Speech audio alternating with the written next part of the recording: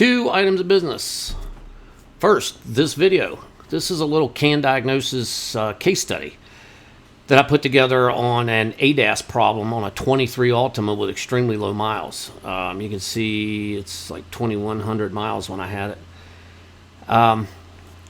The fix for this wasn't glorious. No fireworks, shot out of the hood, or the balloons didn't drop from the ceiling when I fixed the car. The process of getting to the fix is what this video is going to be about.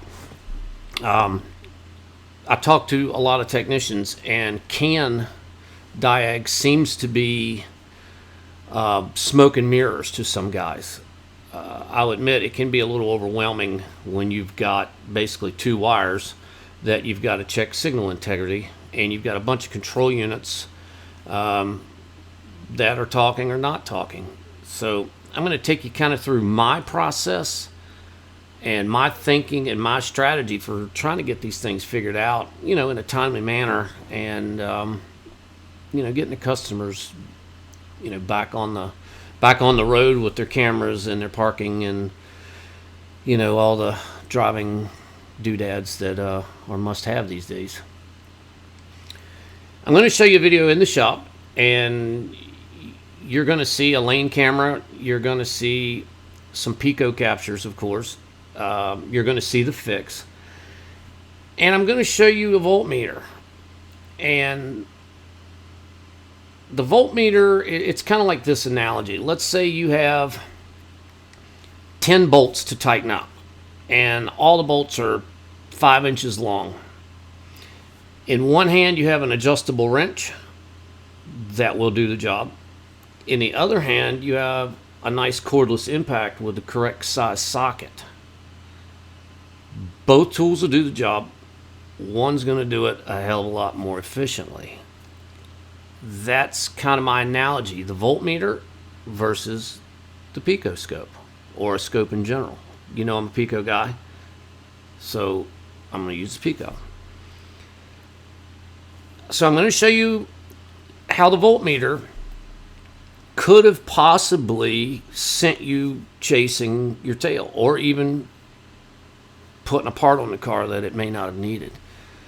You'll see that in the video too. The second item of business, and the voltmeter / Pico scope thing kind of segues me into this. I've been a supporter of Auto Nerds for probably 10 or more years. If anybody's watching this or on the forums, I go by Harley Mike. I post a lot about Nissans, just like this. And we've been talking and emailing back and forth, and I'm going to be a Auto Nerds affiliate. So what that means for anybody out there is there's going to be a link. The link. Every YouTube guy's got a link. There's going to be a link in the description boxes and on my homepage and on my Instagram. This link, what it does is if you click on it and you go to Auto Nerds and you buy anything, a scope, some test leads, one of these, stylish, good-looking hats, what it does is it helps me. The price is the same for you. In fact, I think it cuts into their profit a little to pay me. And it goes into like a little kitty, and then as I need stuff, whether it be leads or, back probes, stuff takes wear and tear. The old clutch fan will chew a lead up in a second. That goes to help me. So if you've learned anything, or if you like these videos, or if you subscribed, I hope you do, and you feel like you need to buy a new scope or anything pertaining to Pico scope, if you just click the link and do your shopping from that, it helps me, which helps the channel, which in turn helps you. So that's it for my commercial. Go see Auto Nerds. They're great people. And I'm going to key up a little video, and then we're going to work our way through some service manual, some wiring diagrams, and of course the Pico scope captures to get to the bottom of this. So thanks for watching. So here's the problem with this car. It's in here because of all this driver assistance stuff on. It's a 2023 Altima with 2,139 miles. I'll go over this more once we get in the classroom. But basically it had some CAN codes and a bunch of control units, and I just want to show you a couple of things inside of the car before we go back to the class. So I am back probed and T-pinned everything right here at the camera. All the codes pertain to the camera. I'm in CAN high and CAN low. If you were to just simply use a voltmeter, 2.827, that's in CAN high. Doesn't look too bad. Look what the scope shows you. Blue is CAN high. That's not going to fly. So although the voltage looks good on the meter, it does not look good on the scope. CAN low, that looks like a horrible signal. And let me show you what it looks like on the meter. Get my, you're going to have to bear with me here. I'm inside the car. So if I pull this guy out and I'll go to CAN low, it shows 1.9, and you can see the crappy signal right there. Now what I'm going to do is I'm just going to show you what's wrong with the car, and then I'll go over how I came to this conclusion. But if we look back, there's basically a connector that goes up through the headliner, and it was not plugged in very good from the factory, I guess. So now it's plugged in, and now I'll get you back on the screen and look at that. We now have some nice looking CAN data.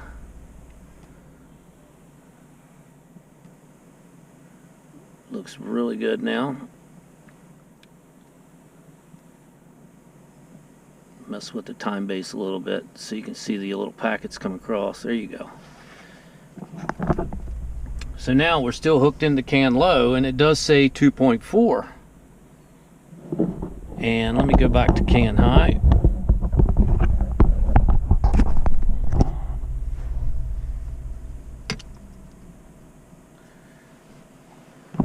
And CAN high says 2.7.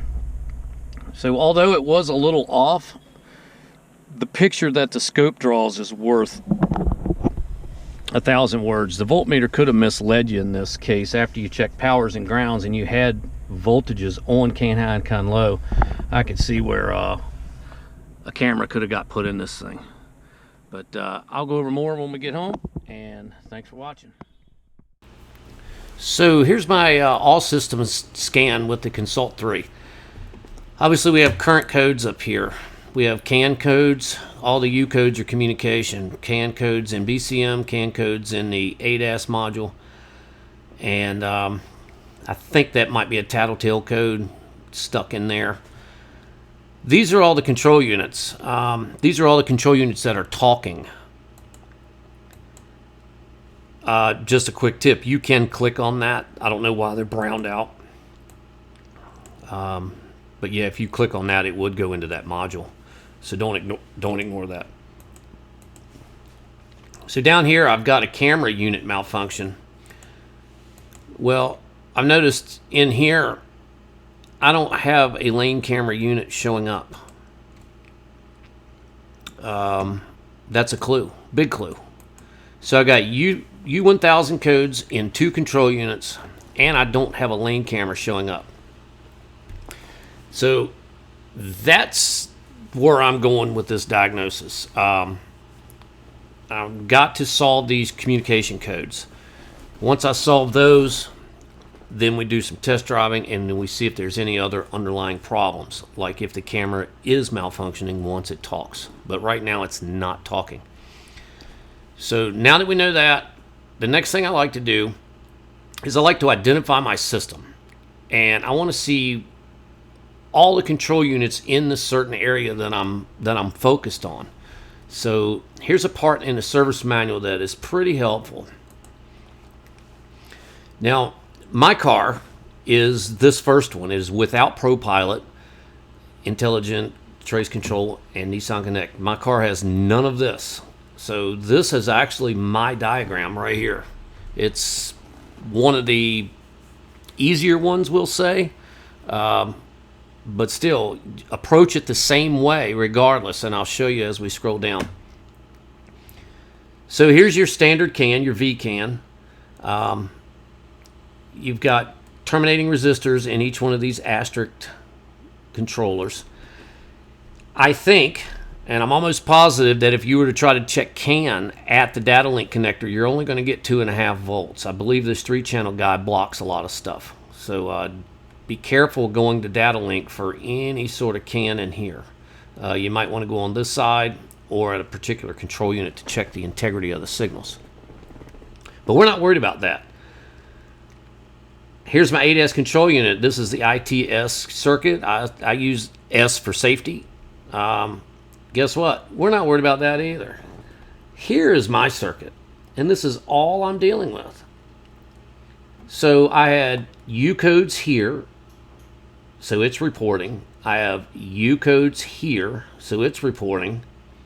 I had a past malfunction here, and this guy's not even talking.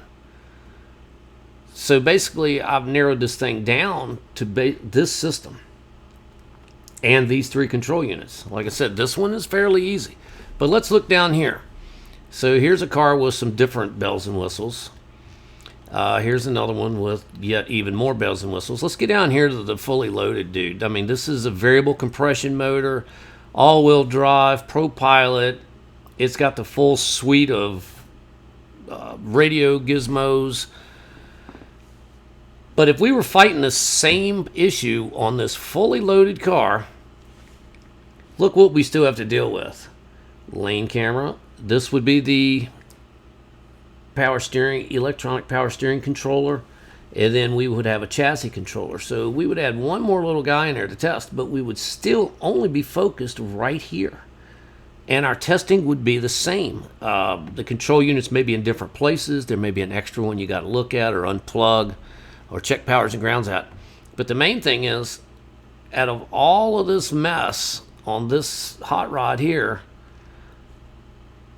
I don't know how many control units are in there. It's a bunch.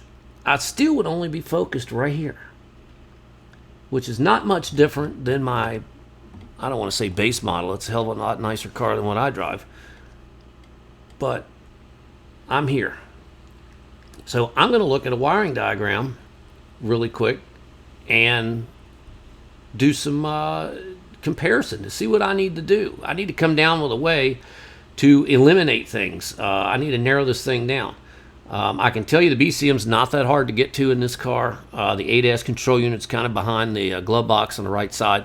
The lane camera is the easiest thing to get to, so you can bet your ass where I'm going. So let's look at an actual diagram. I've got a lot of windows open, so bear with me. Here it is. So you got, this is the whole CAN system. And my God, I mean, it can be overwhelming. It can be. 2002, I think, is when CAN hit Nissan here in America that I remember. And they were teaching us about it in school. And I don't know. It was overwhelming then because I went from no CAN cars to CAN cars. But actually now I would much rather work on this. Less wiring, a whole lot less to deal with. So let's look at this. So there's our 8S controller. And when you see a flat side, that's the end of it. When you see a curve, there's more of it further down the screen. So let me get this down here. So there's our 8S controller. Pop-ups, man, they're terrible. And it's going across to this junction. Now this junction's a bear to get to. You don't want to fool with that unless you have to.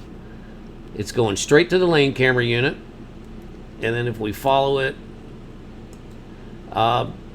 we do not have a chassis control module in this car, so we don't have to worry about that. So we're going to follow the C8, and we're going to shoot it all the way across the screen, and it goes to the BCM. That's it.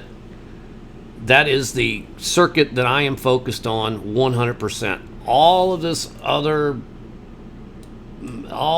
stuff is noise. I mean, for lack of a better word, this is all eye candy. I am focused on this one circuit. So the next point of order that I like to do is, let me get a couple of screenshots out. Clear a couple of these things off. Let's see, where are they at? Nope. When you're in the consult, and after you leave the all DTCs, now this isn't live, guys, this is a screenshot, and I did miss taking one, so I'm going to apologize for that. After you leave all DTCs, this button here gives you your topology. Use it if you like. I go for the CAN support monitor. This is the money right here. When you click that tab, it makes all the control units talk. And then it gives you a report on this side of who's talking to who. So let me, nope, we don't want to go there. Oh, you can't see that. That's secret stuff right there. That's going to be on another video. So I clicked on it. I'm on page 1 of 4. And don't ask me why there's doubles of stuff. I don't know. Maybe it's for future use. I know that a lot of this car, if it says diagnosed, it doesn't even have the control unit in it. So I am under BCM and lane camera. Unknown. That's not cool. So that's strike 2 against the lane camera. First off, it didn't show up in all DTCs. Now it's not communicating with the BCM. So let's... The screenshot that I forgot to show you, if I would have clicked here, it would have went page 2 of 4, and then the ADAS controller would have been up. It would have said BCM ADAS OK. So that told me that ADAS could talk to BCM. BCM cannot talk to lane camera. So let's look at the next one. Oops, there's the secret stuff again. So this first ADAS, or maybe it was the second one, was showing BCM OK.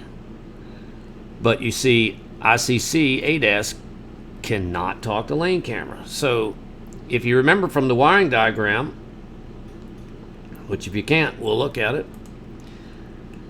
This guy can talk to this guy. This guy can talk to this guy. Neither one of these guys can talk to that. So guess where I'm starting at? You got it. So let's look at the diagram. Let's see if there's something I can eliminate. We know that can talk to the other guy down there. So that tells me this joint connector is good, because they can talk to each other. Body controller can talk to this. Neither one of them can talk to that. So you've seen in the video, I was back probed here and here, and you've seen how terrible that signal was. So where's the next logical spot to look? That connector. That is the connector that you saw me push back together. And once I pushed it together, that's when the confetti didn't fall, and the balloons did not fall, and the fireworks did not blow up. But what did happen is my car was fixed, which is plenty of party for me. So that is how I go about strategizing to figure these things out. Granted, this was kind of an easy one, but the same process would be if I was messing with VCAN, which had a hell of a lot more control units on it, or if I was, up in this disaster area looking for something. Same process. It's just going to be a little more testing. You're going to have to keep your thoughts clear and make sure you're testing things properly. And you need to use that picoscope that you're going to get from Auto Nerds, like that, and then you're gonna get to the right answer. So here's the bad capture. I think I have my leads reversed, but it's still the CAN high and the CAN low, and you can see that's pretty crappy. This same signal would have been at all the control units. It just so happens the lane camera was the easiest to get to. And don't think for a second the first thing I did was unplug that lane camera. I didn't actually show you that capture because it was pretty much the same. So if I would have unplugged the lane camera and this thing went to a nice pretty CAN network, then of course then you know exactly what the problem is. But everything plugged in, I got this. Unplugged the lane camera, I still had this. So versus digging out the ADAS module and trying to unplug it or unplug the BCM, because I got a feeling one or two things would have happened. The whole network probably would have went dead because you had two terminating resistors in there. So if you take either one of those off lock, it may have killed the network. I don't know that for a fact because I didn't go rooting around in behind the dash. Through the process of elimination that I kind of showed you throughout that whole saga of explaining, the lane camera was the easiest to get to, and that connector over in the left A-pillar was the second easiest. And if I hadn't have found it there, it would have still had to have been in that leg. But luckily I was able to snap it together. Car comes online, and we got it fixed. But yeah, this was a pretty hideous capture here. That was just a bad connection in there. I did not see any arcing or green or nothing. Pin fit was perfect. I just simply snapped it back together and drove the car for a while, and it was happy. Customer's happy, and that's always good. No need to decode that. In fact, the decoder probably wouldn't even work. Let me look here. So if I want to open, here's a good.